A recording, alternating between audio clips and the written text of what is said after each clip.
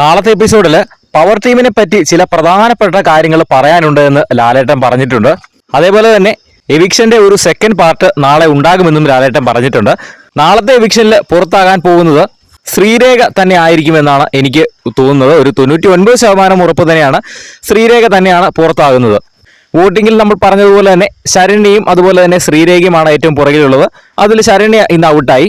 നാളെ ശ്രീരേഖ ഒരുപക്ഷെ ഔട്ടാകും. എന്തായാലും നാളെ ഒരു എവിക്ഷൻ ഉണ്ട് എന്നുള്ള കാര്യം ലാലേട്ടൻ ഓൾറെഡി പറഞ്ഞു കഴിഞ്ഞു. അതുമാത്രമല്ല പവർ ടീമിനെ പറ്റി ചില പ്രധാന കാര്യങ്ങൾ നാളെ ചർച്ച ചെയ്യാനുണ്ട് എന്ന് പറഞ്ഞാണ് ലാലേട്ടൻ എപ്പിസോഡ് അവസാനിപ്പിക്കുന്നത്. എന്തായാലും അത് നമുക്ക് നാളത്തെ എപ്പിസോഡ് കണ്ടു തന്നെ അറിയാം. സത്യം പറഞ്ഞാൽ പവർ ടീമിന്റെ പവർ ഇതുവരെ ഒരു പവർ ടീം കാണിച്ചിട്ടുണ്ട് എന്ന് ചോദിച്ചു കഴിഞ്ഞാൽ സിബിൻ ഉണ്ടായിരുന്ന ഒരു സമയത്തുള്ള ഒരു പവർ ടീമുണ്ട്.